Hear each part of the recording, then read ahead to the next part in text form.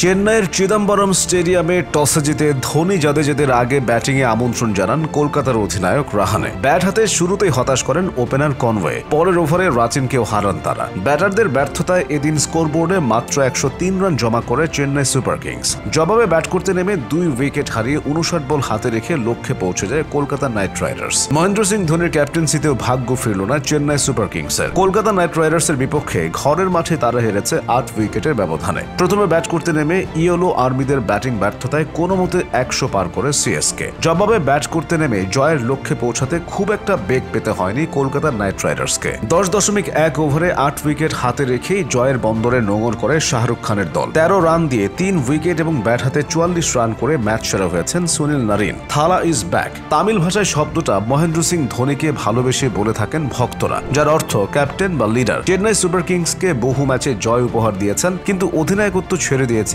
2023 সালে। তবে বিপদের মুহূর্তে আবারও দলের দায়িত্ব নিলেন ধোনি, কিন্তু তার সে ম্যাজিক আর কাজ করল না। হারের বৃত্ত থেকে দলকে বের করে আনতে পারলেন না তিনি, বরং লজ্জাজনকভাবেই হেরেছে ঘরের মাটিতে। সহজ লক্ষ্যে ব্যাট করতে নেমে উদ্বোধনী জুটিতে 46 রান যোগ করেন কুইন্টন ডিকক ও সুনীল নারিন। ডিকক আউট হলে ভাঙে তাদের জুটি। তৃতীয় উইকেট জুটিতে অধিনায়ক রাহানের সঙ্গে জুটি বাঁধেন নারিন। তবে দলীয় 85 রানের মাথায় হাফ সেঞ্চুরি না পাওয়ার আক্ষেপ নিয়ে সাজঘরে ফিরতে হয়েছে নারিনকে। ফেরার আগে 18 বলে 44 রানের একটা ঝোড়ো ইনিংস খেলেন ক্যারিবীয় এই অলরাউন্ডার। এরপর রিঙ্কু সিংকে নিয়ে বাকি কাজটা সারেন অধিনায়ক রাহানে। 17 বলে 20 রানে অপরাজিত থাকেন তিনি। অপর প্রান্তে 12 বলে 15 রানে অপরাজিত থাকেন রিঙ্কু। চেন্নাইয়ের হয়ে একটি করে উইকেট নিয়েছেন নূর আহমেদ ও আনসুল কাম্বোজ। এর আগে বল হাতে চেন্নাইকে চেপে ধরেন সুনীল নারিন। ত্রিপাঠী, জাদেজা ও ধোনির মতো গুরুত্বপূর্ণ ব্যাটারকে সাজঘরে ফিরিয়েছেন তিনি। বরুণ চক্রবর্তী ও হর্ষিত রানা নিয়েছেন 2টি করে উইকেট। তবে প্রথম ব্রেক থ্রুটা এনে দিয়েছিলেন মঈন আলী। এছাড়া বৈভব স্বীকার করেছেন